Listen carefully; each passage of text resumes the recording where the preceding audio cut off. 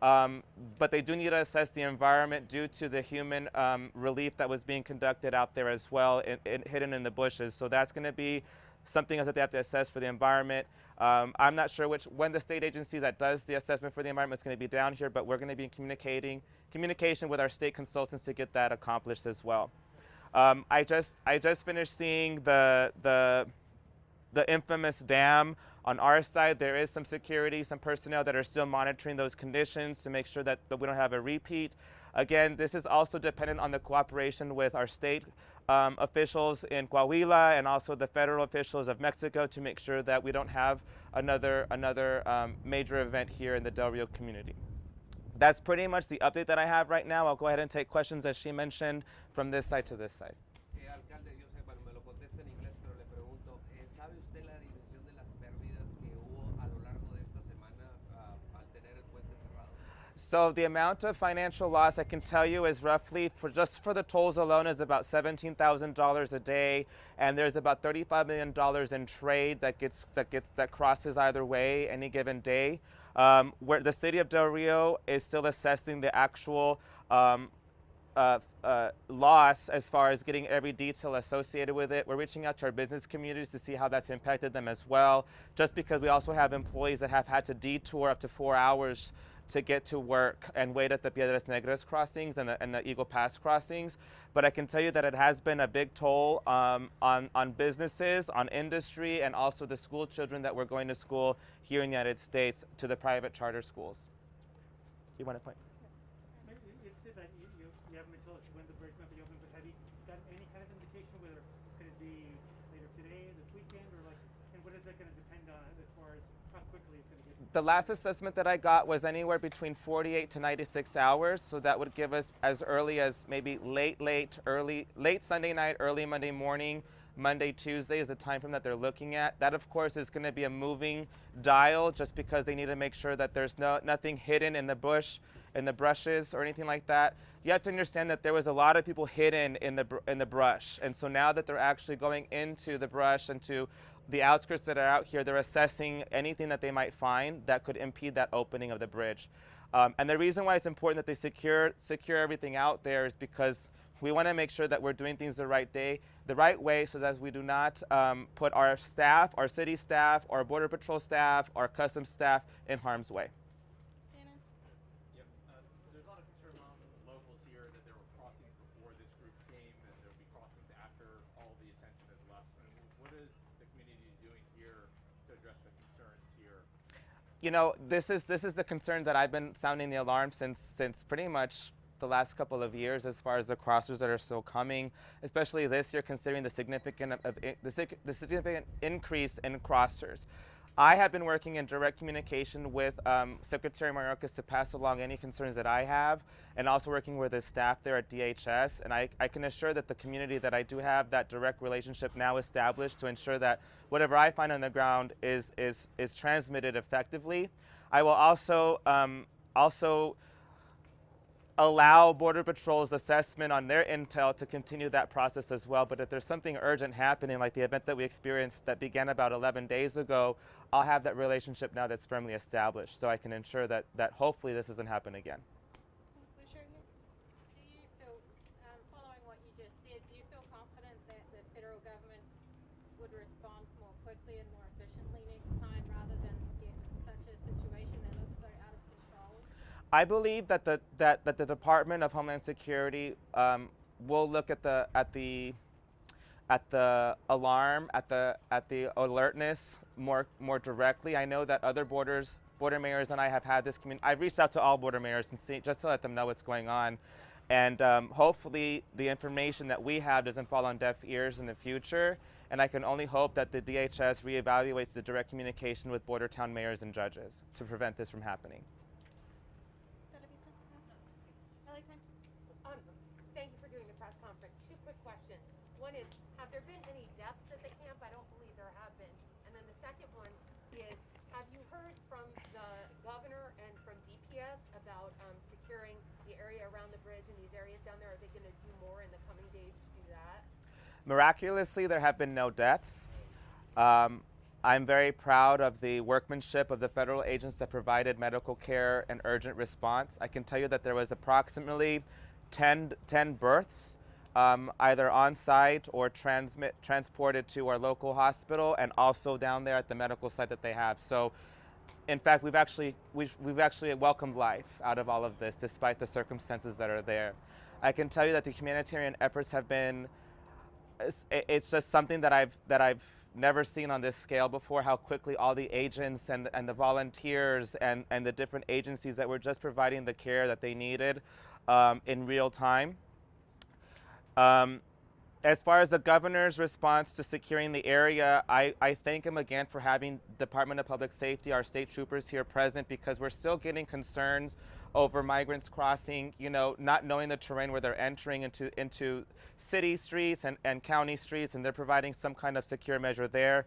As far as ensuring that the area down there remains secure, I believe that their mission will be extended until the Border Patrol feels that it's safe to depart the area. And I can thank once again the governor's quick, swift decisions to bring DPS here, answering the call that I needed as far as securing the area.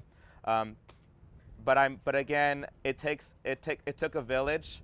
It took an urban village at this scale to help prevent any loss of life and actually welcome the birth of children here. So.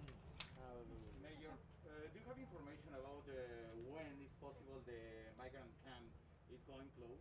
So right now, again, they're assessing the current conditions regarding the potential of other crossings. I'm not sure what their plan is specifically right now due to the ever-changing movement. The last I heard, the migrants were in Monterrey, which is still further inland into Coahuila. It's my understanding that they're monitoring that population. I can't answer to what the Mexican government is doing specifically, but I can answer that the Border Patrol is ready to respond and relocate their resources as needed to respond to that movement. Do you know how many people are there? One question per reporter, please. I'm sorry. Yeah. You know how many? You can ask. Yeah. Go ahead, that's fine. How many people are where? In Monterrey. I don't know. I've been hearing anywhere between 10,000 upwards of 30,000. So I couldn't tell you which one's accurate, just because I'm following what's happening here in real time, and the numbers that are given to me are fluctuating because it's my understanding that there's like a couple of groups moving and kind of being forced to be together. So that's what I understood. KWMC? Yes, what the message do you have for our community here in Del Rio? You know, we've been through a lot. We've been through a lot of crisis, and I can tell you that the city of Del Rio, I'm very proud to call home. I'm very proud to have grown up here. I'm very proud of our community when we come together for the time in need. And I know that there was an incident yesterday with an individual who's actually not from here. And that speaks volume of our community, that we're here to serve, we're here to protect, we're here to provide, no matter what the circumstance is.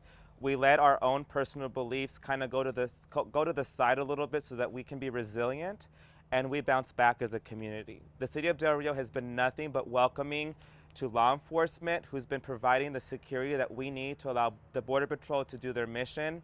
And I have been in contact with many volunteers that want to help the Haitians under the bridge, which is also, so you have nothing but help coming their way, whichever it's the law enforcement side or the migrant side. That I look at it like we have nothing but givers in a time of need. And I can only hope that translates to the rest of the country, that divisiveness is not going to get us anywhere. It's going to be the togetherness of this community that I'm proud to represent.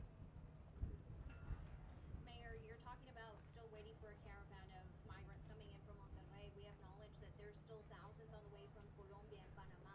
How are you bracing yourselves, and what is the biggest lesson that you've learned from all of this? So, great question about how I'm bracing myself. I don't think I would have done anything different, because you try to do things in the position that you're elected to do, go up the chain of command and sound the alarm. But when that alarm isn't being heard, you kind of just have to break the reins and just go directly to the top. Now, having experienced what I experienced as far as bracing myself, I can say that I'm prepared to make those same tough calls and call out the individuals that need to respond to better protect the community. At the end of the day, you know, we have the federal government and state government whose responsibility is to protect the communities that we're from. Del Rio, Texas is an American community, and we have every obligation to protect them. And we also have an obligation to protect and treat every individual, regardless of status, humanely. It's a sentence that can exist in one phrase. Now, how the policy changes is not up to the mayor's position, but I feel like having shared my experience of what we experienced today, this past week, is something that's profoundly important when Congress makes decisions in the future. Because I witnessed a collaboration of all agencies. I witnessed a humanitarian care in a moment of crisis. And I call upon all congressional elected officials in the Senate and the House to take action to unite and to figure out a way to resolve so that American communities are properly protected and that everyone is treated humanely. Mayor Lozano, you talked about the financial impact from the bridge being closed, but talk about the impact on this community specifically. I mean, you drive into town, you may not even know this is happening out here, but we know there is a huge impact on this community. We saw it from the protesters the last 2 days as well.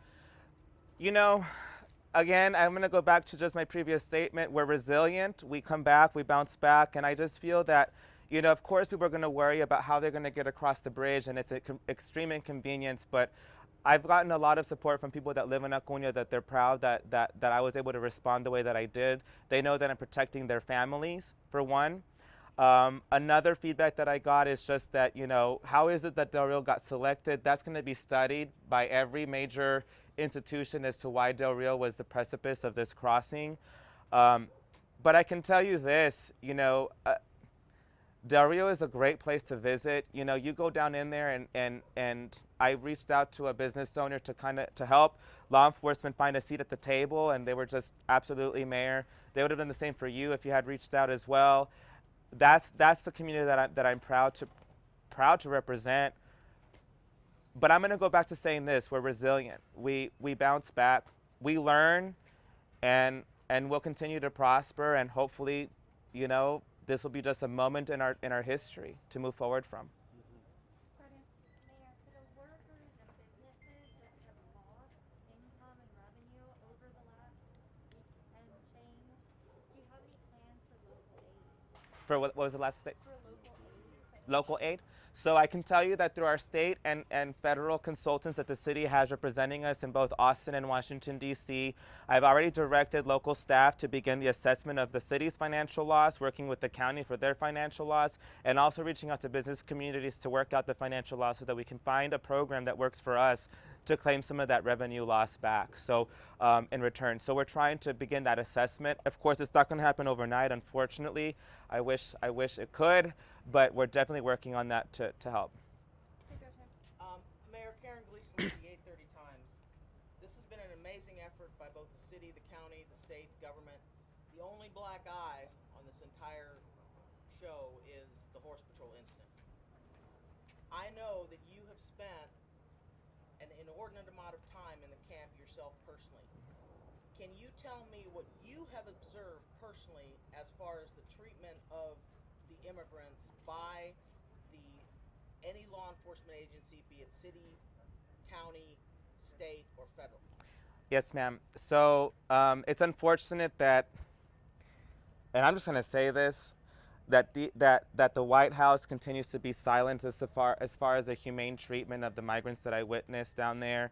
I saw on Monday, when there was 2,200 migrants there, I was getting my initial assessment Monday of last week. I had just gotten out of the vehicle, and the agent that was securing my location, you know, there was a horse mounted and actually was responding and was pulling out a woman because she was contracting and ready to give birth right there. They were able to get her on a stretcher and get her into the impromptu med tent that we had there, and she was in labor. We followed up that story, and she ended up having a baby, and you know, the baby was born healthy here at Valverde Regional Medical Center.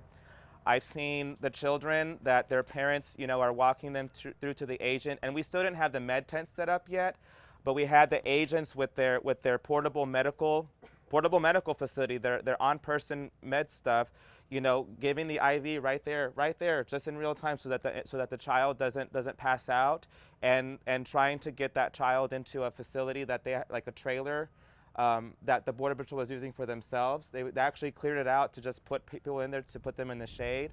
I've seen women and men that you know, it appeared that they were having some kind of heat exposure issue, so the agents would just give away their, I mean, fresh out of their own water, just give their water. Diapers, women's hygienic products were given out. I've seen it's hard to describe in words when you see an agent with what they have on their chest to be. I mean, they're giving the children right there an IV because that's what they're called to do.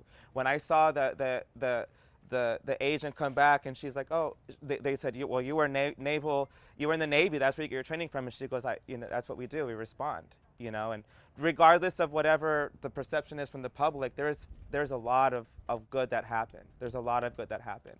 I was watching the agents, you know, at the time we didn't have all the volunteers yet to distribute food. We had CBP officers, we had Border Patrol, we had special ops guys. I mean, and these guys, you can tell, were used to being out in the field, and they were just providing the taquitos, providing the food, providing everything that they could, just so that the people could eat. They would oftentimes even go give their own food out, because there was just so many. And when you, and they're trying to assess simultaneously, when there was 14,000 at one time, they were trying to assess the conditions, but you could only, I mean, it's a sea of faces of people just moving. It's hard to, is that person passing out? Is that person okay? I mean, you have agents just trying to look at everywhere, trying to provide the medical needs. But I can tell you that to have no fatalities when at the peak moment we had 15,000 people is a phenomenon that is, I'm very grateful, and I thank all of those that are watching over us that is not the story of my community. Have you had a chance to talk to President Biden, Vice President Harris? What's your message? Not directly. My message is, again, is just let the people know what happened, you know, on our end. You know, I just experienced 12 days of a stress that I've never experienced. You can ask my community. We had an ice storm. We had the first surge of migrants under the Trump administration. We've had all kinds of things happen, but I was trying to prevent mass casualty, and I believe that the Border Patrol, working alongside CBP, the county, the state, and my offices, have all prevented that from happening, and it's been accomplished today. So that's all that I have, everybody. I appreciate your time. I have another tour to give to our delegates, so please communicate with Anita for anything else. Thank you so much. Ready to go back down there? I think I have a congressman waiting, right?